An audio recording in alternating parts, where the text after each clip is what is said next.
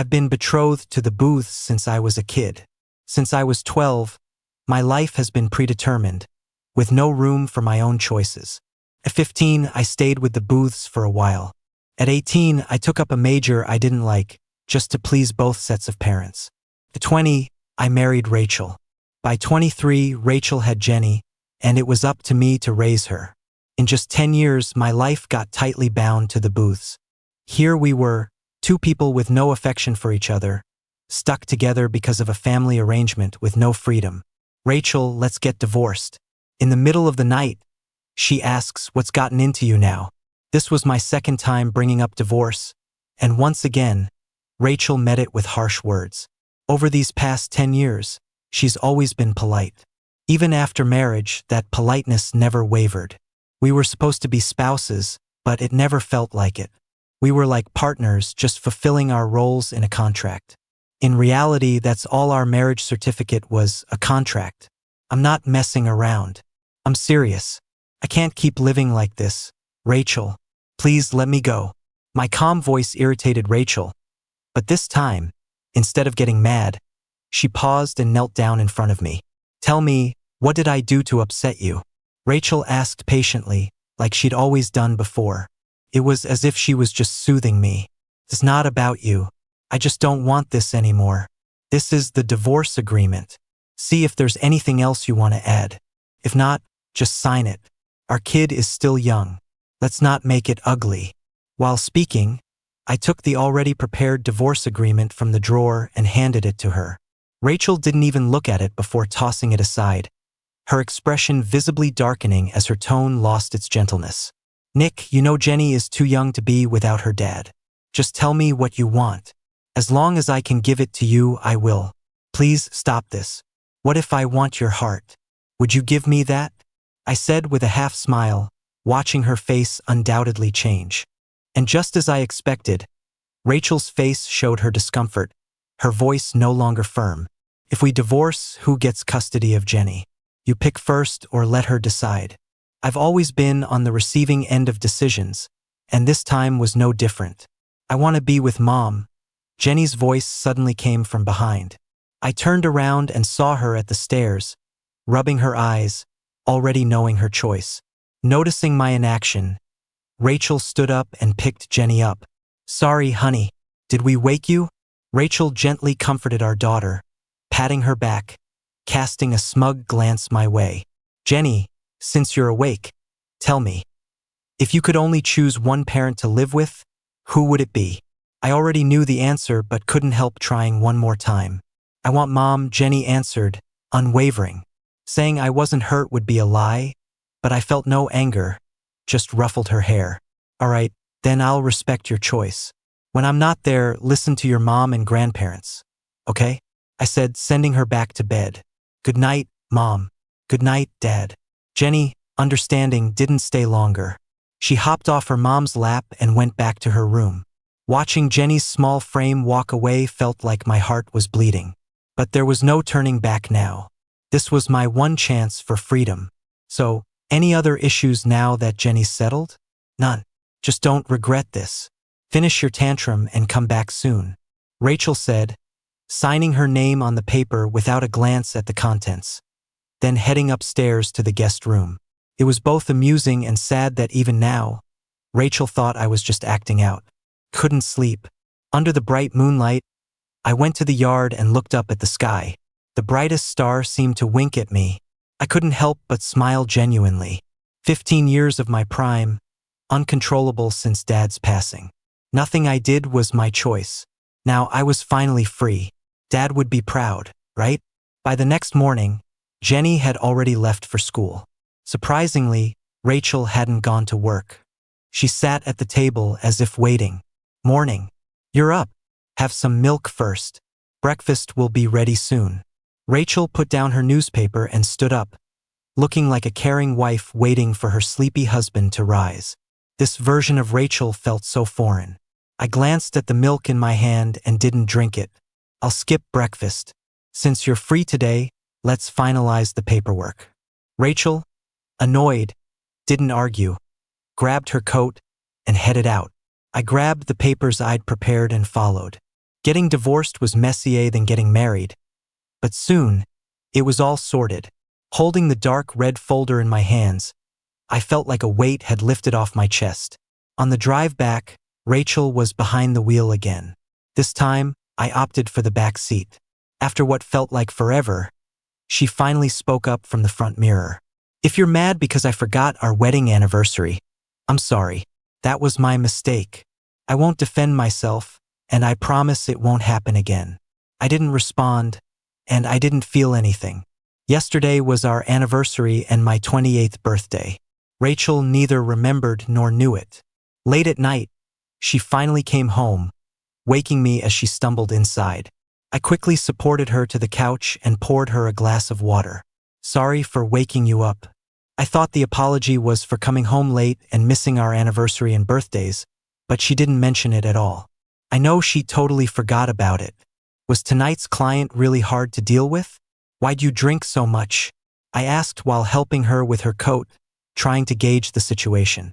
Typically, I don't ask about her work, but today, I really wanted to know what was keeping her so busy. Maybe she didn't expect the question. Rachel looked a bit uneasy but explained patiently. "Luckily, it was just a night out with friends. You should head to bed, I'll wash up. And don't wait up for me in the future, go to bed if you're tired." After saying this, whether I agreed or not, she got up and headed upstairs. "Rachel, let's get a divorce." I said it calmly and didn't move from my seat, which made Rachel stop in her tracks. Rachel's sudden pause brought my thoughts back. Without delay, I went upstairs to grab my stuff. It was just a few documents, really, packed in a small suitcase, just like how my mom sent me to the booths all those years ago. Rachel caught up as I was about to leave. She looked a bit panicked, trying to stop me. "Nick, what are you doing? Where are you going?" I looked closely at this woman I've been with for nearly a decade, and it was my first time seeing her up close when she was still awake. "I'm moving out, obviously. You didn't think I'd stay here for lunch, did you?" Maybe it was my less than kind tone or a certain word that hit a nerve, causing her expression to darken. "What about the kid? How ironic, even now, she tries to use our child to keep me. She must have forgotten that last night, our child already chose her. It's all clearly stated in the divorce papers. The custody goes to you, I leave with nothing. Did you forget, Rachel, or did you just not care? Rachel, thank you for your care over the years as a couple. Let's part ways. Unless something unexpected happens, we probably won't meet again. In my life, I never asked you for anything. Today, as a father, I ask you this one last thing. No matter what happens in the future, whether you start a new family or not, please treat Jenny well. Don't let her end up like us." After finishing, I didn't look back at Rachel's grim face and started downstairs with my bags. "Where are you going?" "I'll drive you." Rachel came after me as I approached the door, offering to take my bags. I skillfully avoided her. "No need. I've already called for a ride. Don't forget to pick up Jenny tonight." Thinking of my child, my heart ached. I raised her myself, after all. From the day she was born, I took care of her. But no matter how much I did, she still favored Rachel.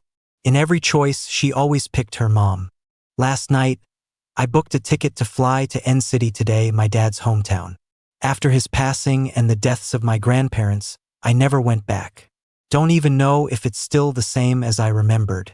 After losing my dad at 12 and being sent to the booths at 15, I followed the path laid out for me. At 20, I married Rachel, then watched as she gave birth and I raised the child. Through all this, nobody ever asked if I was willing. For 8 years, I was the perfect husband, son-in-law, and father. No matter where I was, people praised me as a model to follow. My success was half from my dad's influence and half from Rachel's father's guidance. I was the ideal candidate for the booth's son-in-law. Every action seemed meticulously measured. Yet, despite my perfection, I never won my wife's heart or gained respect from her family, always seen as an outsider. Even the child I painstakingly raised from birth saw me as second to her mom. All along, I knew Rachel had a longtime boyfriend, a guy from a small southern town, handsome and bright, the ideal look for any woman. Unfortunately, his background didn't meet the booth's standards.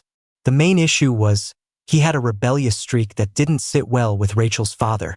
Later, who knows what Rachel's dad did, but the two broke up amicably, and soon after, the boy went abroad to study.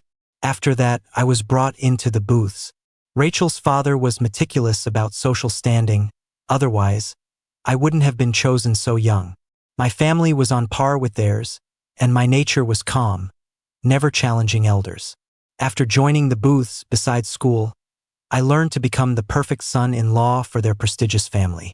Doing well-meant smiles from Rachel's dad failing was met with a look that could kill.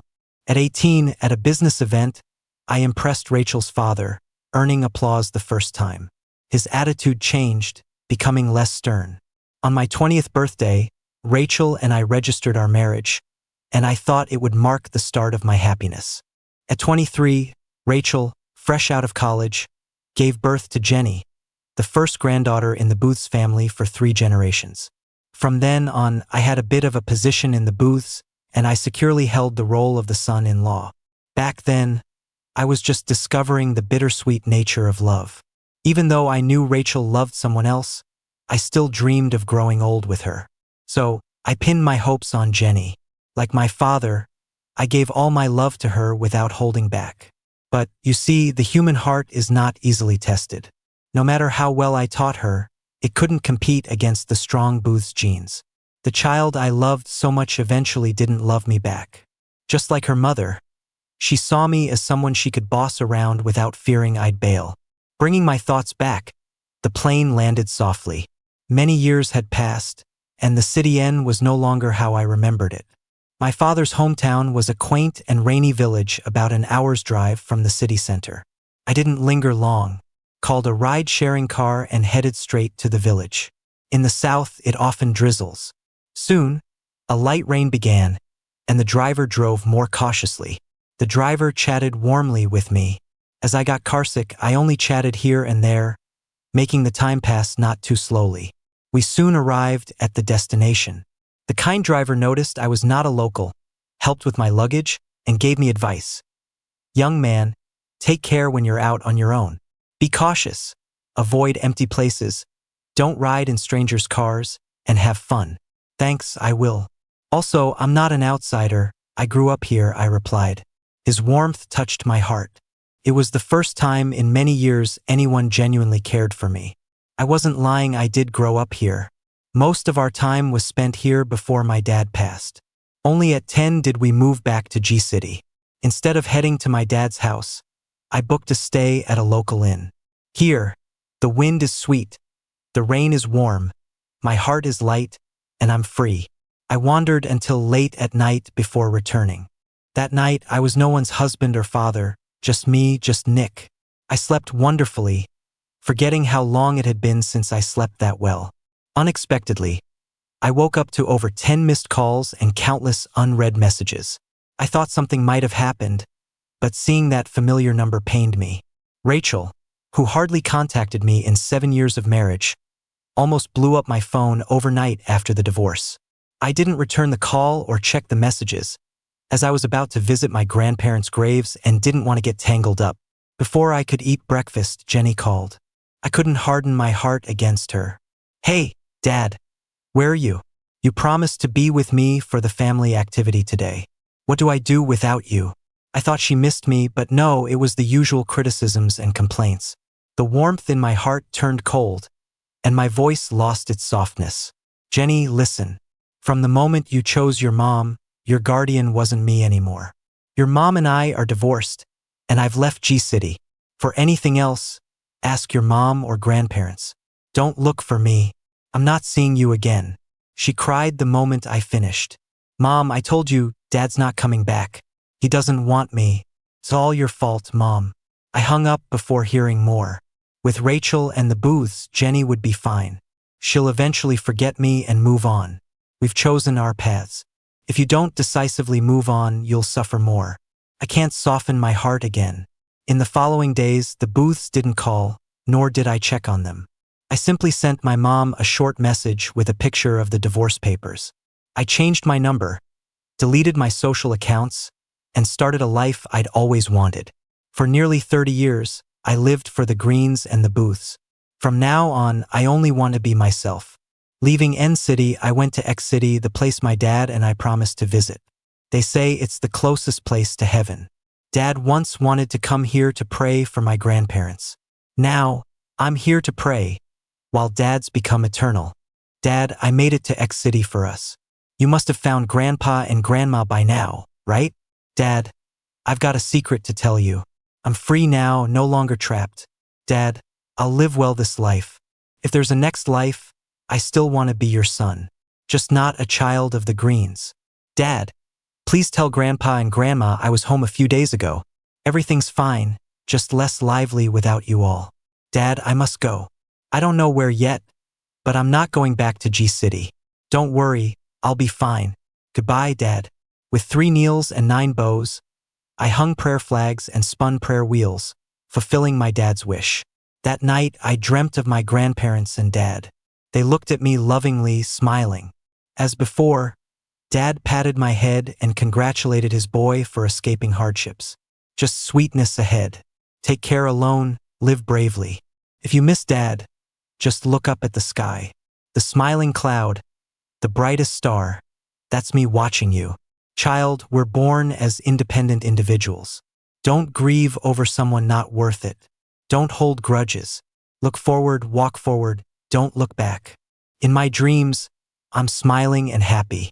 But when I wake up, my pillow is already soaked with tears. This was the first time I dreamed of my father since I got married. I guess he was pretty disappointed in me back then, which is why he didn't visit me. Now, I've bravely said goodbye to the past and seen my father again. His long-winded advice showed his reluctance and deep love. I packed my bags, ready for my next journey. Rachel came. It had been about 20 days since I last saw her. She dressed the same in all black, but it seemed like she'd aged overnight. Oh right, she has bad altitude sickness.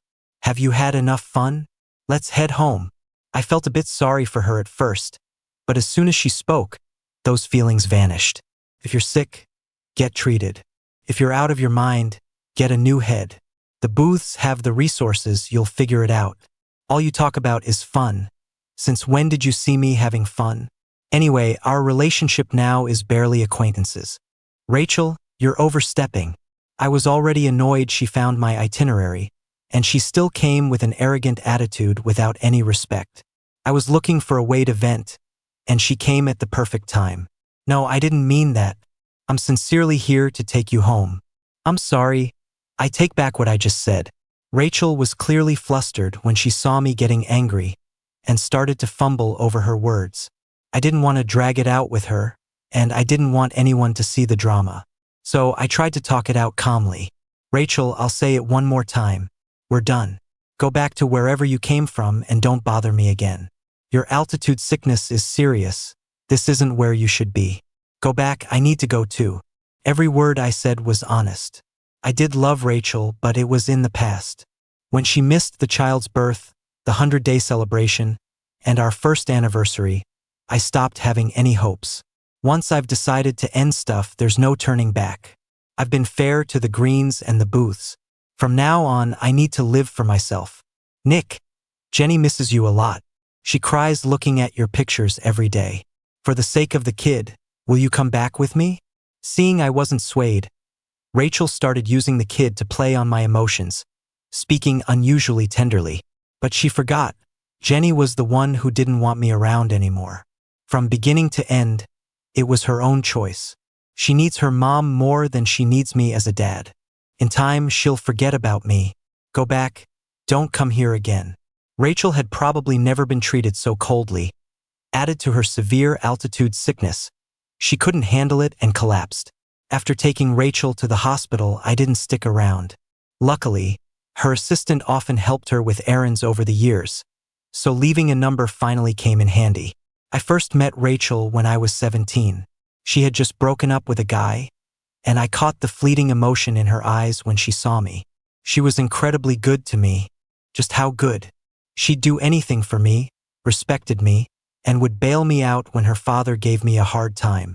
But on our engagement day, Rachel clearly told me there was no love, just duty.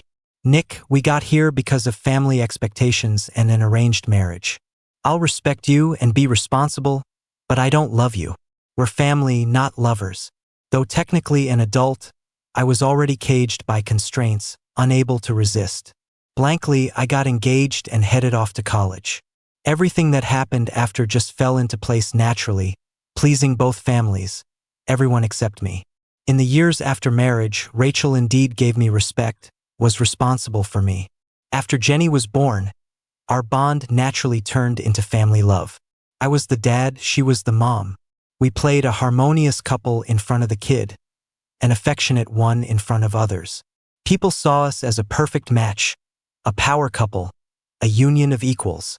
Such high praise, a strong shackle that bound me for nearly a decade. Had Rachel's lies not been so blatant, I might have continued living in oblivion. But the final straw that broke us wasn't anyone else, it was Rachel herself. I resolved to divorce because she lied too many times. That night, Rachel came home reeking of alcohol. Whether she did it on purpose, I don't know. But that aroma at her collar and the men's cologne weren't mine. It was telling me loud and clear, I should step aside. Rachel's showing up threw my plans completely off. I had to rethink everything. Instead of returning to N City, I chose to stay in a beach town I love. I needed time to unwind and think about my next steps. For a long time, I had this obsession with going to grad school.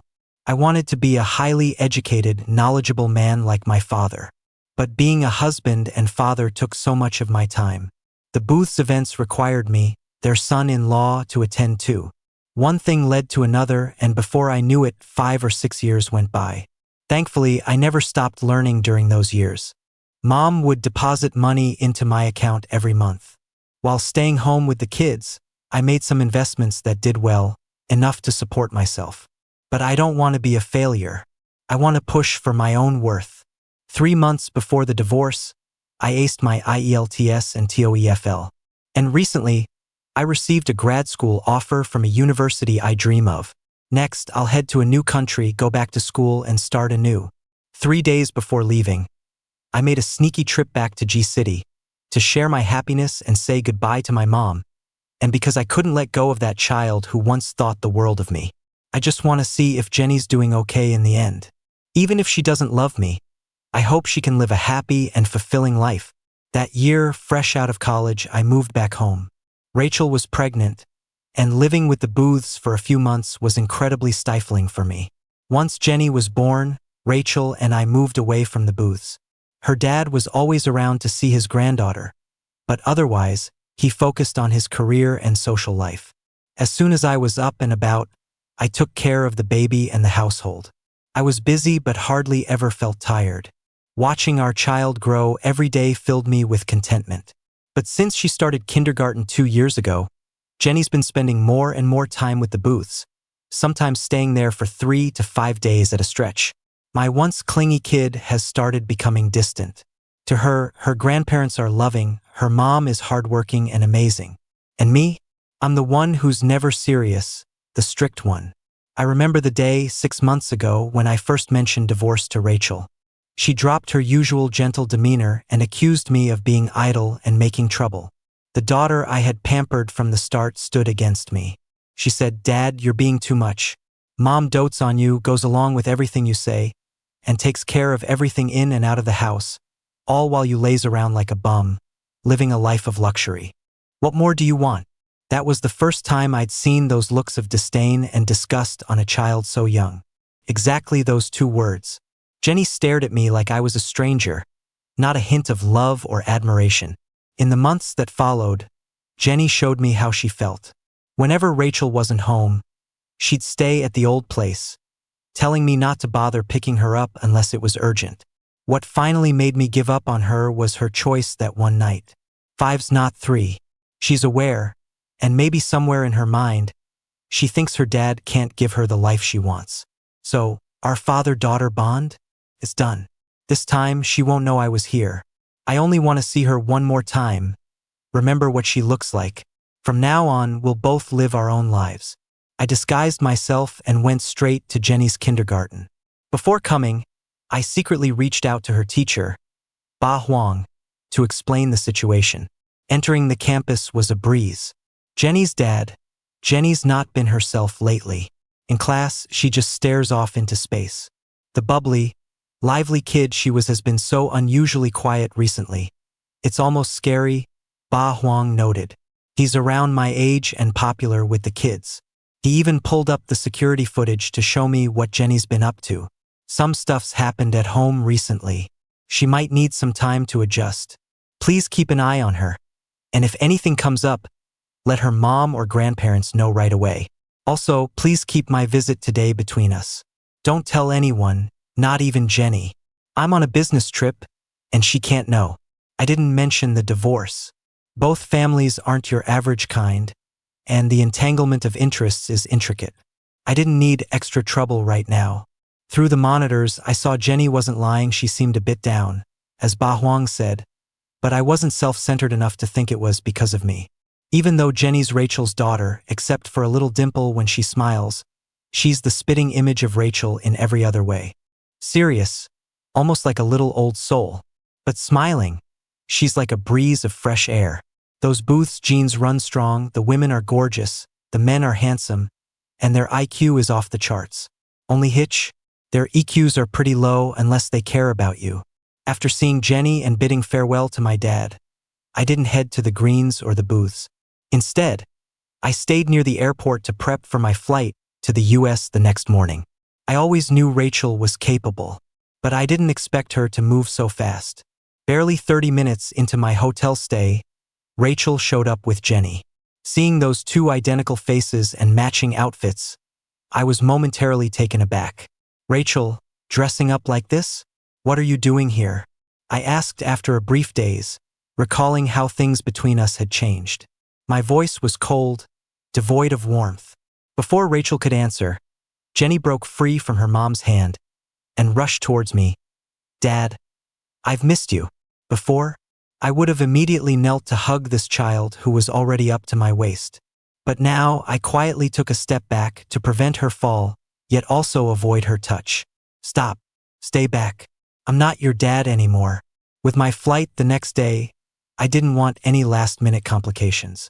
I didn't want to give her hope, only to let her down. My tone was stern, and Jenny froze, looking from her mom to me, before bursting into tears. Dad, it's me, Jenny. Don't you recognize me? Mom, tell Dad who I am. Did he forget like people do on TV?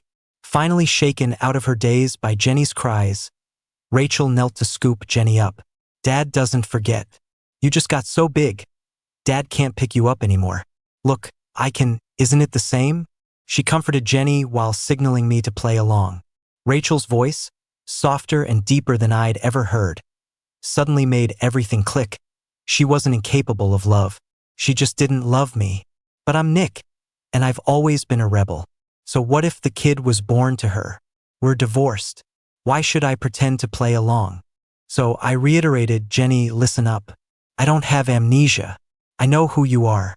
You're Rachel's daughter. You used to be my daughter too, but not anymore. Don't call me Dad anymore, and stop bothering me. And you, Rachel, don't think I don't know what you're scheming. Since you're here, let's make it clear. Since the kid was given to you, you're her only guardian. I hope you fulfill your responsibility as a mother. You don't have to do everything yourself, but at least provide some basic companionship. The teacher said she's been down lately, always daydreaming. We both know why that is. BR Group is a big company with plenty of management talent. There's no reason you need to be involved in everything, right? Spend more time with her. Do crafts, play games, read, exercise, all the things you threw onto me. Try not to skip out on them in the future. After saying all that, I didn't dare look at Jenny's tear-streaked face, but I didn't miss the expression on Rachel's face, full of confusion and anger. She got to be a mom in minutes while I spent 5 years raising that kid for her. If I didn't speak up, she might think feeding a child was all there was to it. I didn't acknowledge the look on her face as she struggled to speak. I just pushed them out the door. It's late. Take her back and don't come here again, I said as I slammed the door, letting them knock in vain. As I heard their footsteps fade away, I couldn't hold back the tears any longer. I'm sorry, Jenny. Your dad had to push you away. Grow up strong and brave. I don't remember how I fell asleep, but when I woke, it was already 6. There were 3 hours until my flight. After a quick shower, I thought I'd hit the nearby mall, maybe pick up a few things. Also, I wanted to take a last look at this city I've lived in for almost 30 years. Who knows when I'll be back? Seems like fate loves to mess with me. Before I got out the door, the notification came in saying my flight was delayed. I could deal with that, but the worst part? I opened the door, and there was Rachel's emotionless face again. Already frustrated, she had the nerve to show up. To not bother others, I pulled Rachel into the room. Rachel, what brings you here today? Nick, Rachel has this bad habit. Whenever she's in the wrong, she either hesitates or says something ridiculous. This time was no different. Couldn't let it slide, so I went in hard. Last time, you were supposed to see a doctor. Looks like you didn't take it seriously. First, you were talking nonsense, and now you can't even speak properly? Do you act this way with him too? Him? Who? What are you talking about? She wasn't stuttering now, playing dumb instead, and even sounding impatient. Alex, the one you're always thinking about. What, too scared to admit it? Or am I mistaken? I'm not letting her off easy. If she's gonna come running after me, she better own up. There's nothing like that. I don't know what you're talking about. I didn't have time to waste. Why are you here today? Rachel's quick denial caught me off guard. This woman, usually so bold, now invoked pure disdain from me. I'm here to bring you home. Rachel spoke cautiously, more than ever before. I admit I ignored you in the past, and I'm sorry. My dad pushed me into marrying you, and I never truly acted like a wife. That's my fault. But Nick, whether you believe it or not, you do matter to me. I just don't understand love or how to love. If she'd shown a bit of genuine regret or admitted outright she didn't love me, maybe I'd give her a slight benefit of the doubt. But her constant denial made me not want to waste another second on her. No, Rachel, it's not that you can't love. You know love more than anyone. You love your kids, your parents, and the person in your heart. You just can't love me. It's clear why you're here. The kid's hard to handle, and you're stuck without your free babysitter.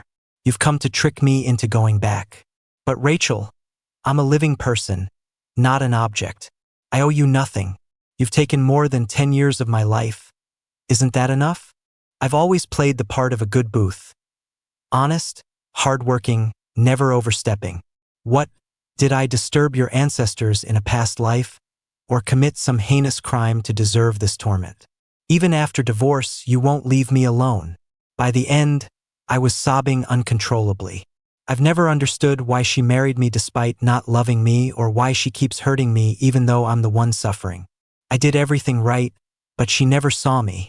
But it's her inaction that led to her father's contempt for me and the kids changing every time they came back. More than anything, I despise Rachel. She's the real villain here. Seeing my resolve, Rachel left in disgrace, her apologies falling on deaf ears. I just knew from today I want nothing to do with her ever again. At noon, after nearly a 3-hour delay, the plane finally took off. Once we broke through the clouds, I felt my heart finally settle. From now on, I am no longer anyone's accessory. I'm just me, just Nick. Maybe it was all the tension finally releasing, but I soon drifted off to sleep. In my dreams, my dad appeared again, smiling and wishing me well, regretting saying goodbye. Then Jenny's face showed up, scenes from her birth to her tear-streaked face yesterday flashing by like a slideshow in my mind. In my dream, her cries for daddy cut deep, tearing my heart apart. Just as I was about to reach out and hug her, the turbulence yanked me out of my sleep. Oh, it was just a dream. The early light broke through, a fresh start. After hours of flying, the plane finally landed. A gentle breeze brushed by, smelling like freedom. Thanks to the years of support from 2 families, my college registration went smoothly. Next came the organized chaos of finding housing, shopping, and setting up my new place. Busy but not overwhelmed, life felt fulfilling. While in school, I picked up old hobbies and joined various events and activities. From piano and violin solos to debate contests, even national competitions, a busy life brought me joy. Apart from sometimes missing my child, I didn't spend nights sleepless anymore. Time flew by, soon it was winter again. Back home, they were prepping for the new year. These past months, I hadn't contacted anyone back home or checked on their lives. The booths were none of my business, and my mom had a new family now. Seemed like everyone was doing just fine without me. As the clock ticked on, it was 3 days until New Year's Eve. Even though I wasn't going back home, I was prepping for the new year. It was my first time celebrating it alone, and I didn't want it to feel too shabby. I planned to visit a welfare house and senior center to see the elders and kids, maybe even get myself a dog for some company. New Year's Eve.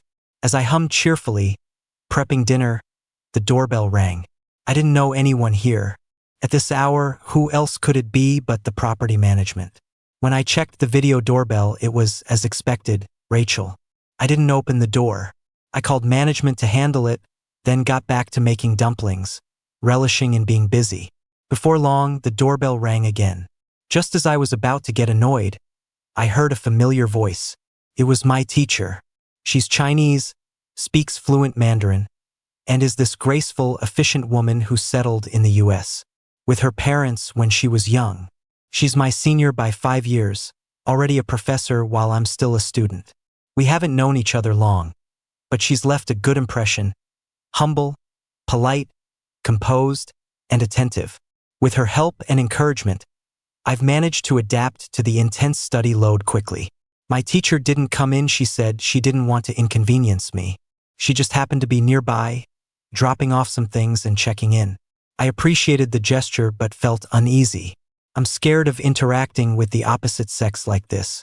Her not coming in eased my nerves a bit. After a brief chat, she left, reminding me to stay safe and not to open the door to strangers. She wanted to invite me over for New Year's, but I declined. Regardless of how close we were, I wasn't ready to get too involved with someone else's family.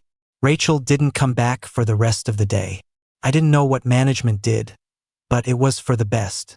During this short break, I visited elders and kids, prestigious professors, and explored admired buildings from foreign lands. I learned lots of new things I hadn't known before. Turns out I could live well without others' protection. The world outside is so big and fascinating. When I first got married, I thought I'd found my safe harbor. But through all the stormy days and nights, it was all on me to pull through. Now, away from that home, I see a world full of sunshine. The storms here are nothing compared to those back there. 2 years flew by since that last meeting, and I graduated smoothly. The people I didn't want to see never showed up, and my dreams were free from them too. After saying goodbye to my teacher and classmates, I started my journey back home. I didn't expect to find my seat neighbor on the plane to be her. My teacher, Selena. Professor, what are you doing here? I'd rather think I'm overthinking this because in the past 2 years, I'd turned her down many times. I hadn't told her my exact return date either. Going home. Home? You're not? Yeah, she replied. I'm originally from G-City. Even after moving, I've always wanted to regain my citizenship. I remembered her mentioning hope for her application 6 months back, but I hadn't asked for updates. We chatted on and off during the flight, our conversations often punctuated by long silences. As the plane entered our country's airspace, she suddenly asked, Nick, can I pursue you now? I was already groggy, so it took a moment to understand what she meant. What? I mean, now that I've returned to my country, can I pursue you? Sorry, I didn't catch that. Selena, I'm grateful for your affection, but I still feel the same. I'm not worthy. I'm a divorced guy, more interested in a career than marriage. You're amazing, deserving of someone equally wonderful. Once more, I turned down her feelings. The wounds from an 8-year marriage still lingered, and my fear of marriage needs time to heal. Back home, I returned to N City. Here, I made my childhood dream come true. I opened a guest house. Having been treated like a commodity growing up, I always yearned for my own home. Now I have one and can keep a light on for travelers. Through that glow, I see the child Nick, telling his faint figure, Nick, thank you for being brave, for giving me today. We achieved our dreams. Moving on from the past with that childhood resolve, I've journeyed through year after year. No marriage chains, no emotional ties. I've fulfilled the wishes my father had for me. Another winter came as I set foot again on G-City's homeland. First, I visited my father's grave to update him on my life. I secretly went to the school where Jenny is studying now. Unfortunately, I didn't catch a glimpse of her until the very end. The bonds between people can be like that. Once they're exhausted, even if you brush shoulders, it's hard to meet again. As father and daughter, in the end, we drifted apart. Rachel's epilogue. I first met Nick 2 years after my breakup. He was just a 17-year-old boy back then, but he was already handsome and stood tall, with the refined air of an intellectual family in every gesture. Maybe because of preconceived notions and pressure from my dad, I didn't like him per se, but I didn't dislike him either. Being born into a wealthy family, we both felt like we had no choice, me and Nick both. Our routine interactions slowly began to change over time. My feelings for him became complicated. I started to care about how he felt. I began standing up to my dad for him and protected him in every way. The way he looked at me wasn't timid anymore. He got bolder, calling me Rachel sis when he was happy, and by my full name when he was mad. When I was 25, we got married, just like everyone hoped. To make sure he didn't neglect his studies, I started coming up with all sorts of excuses to dodge the family's pressure to have kids. Until that unexpected moment, we seeded our hopes, and the next summer, Jenny arrived right on cue. Later, I missed the 100th day celebration of our kid because of work, leaving him, who was naturally shy, to handle the whole event alone. I can even imagine the harsh words hurled at him at that gathering. Knowing I was wrong, I tried to make it up to him later by spending as much time as I could with him and the kid. But it seemed he didn't need me much. He was completely absorbed by the kid, looking at me not with love, but indifference, like I was a stranger. So, I sent our kid back to the old house, hoping Nick might focus a little more on me. But I didn't expect that moving the kid away would change his attitude toward me. I started to reflect on myself and brought Jenny back, but she was spoiled by then. She got used to the lax environment of the old house and kept wanting to go back all the time. Half a year ago, Alex returned to the country, and mutual friends threw a welcome party for him. It was the first time we met again after years. We resisted hugging, but I couldn't shake the urge to see him. Maybe my strange behavior was too obvious because Nick asked for a divorce. In panic, I lashed out at him. Since that day, I cut ties with Alex, and Nick never mentioned divorce again. Our lives returned to normal. Until our anniversary. Alex suddenly said he was getting married and wanted me to meet his fiancée. I agreed without much thought. However, once I got to the place, I realized the fiancé was never there. He tricked me. As I stood up to leave, Alex, fueled by alcohol, hugged me from behind and confessed his love. He said he'd never forgotten me over the years he was gone. Maybe it was vanity, but I didn't push him away. But I didn't expect Alex to make such bold moves. Nick's image flashed in my mind, and I snapped back to reality, pushing away the boy who had once filled my heart. I was scared to go home, scared to face Nick. I was terrified he'd find out I met Alex again. So I lied, saying I had a work thing, and stayed late at the office, drinking alone. When I finally got home, it was the middle of the night. I figured Nick would be asleep. I tiptoed in and turned on the light. But there he was, asleep on the couch. The noise woke him up. We'd been married 7 or 8 years, and he'd waited up for me countless times. He told me he couldn't help with my work, but he hoped I'd feel the warmth of family when I came home. Honestly, I wished he'd be a bit more selfish and just stop waiting, because I didn't deserve it. That thought alone seemed to push him even further. Nick insisted on divorce. He was firm, he didn't want me or the kids anymore. The divorce went through smoothly.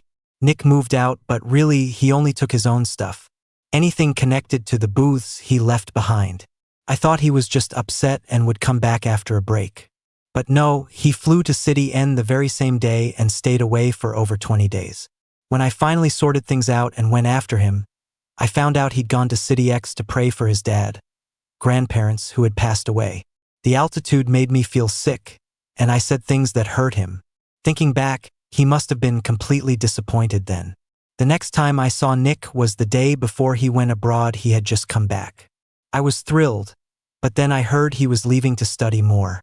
Turns out, Since he first brought up the divorce 6 months ago, he'd been planning for this.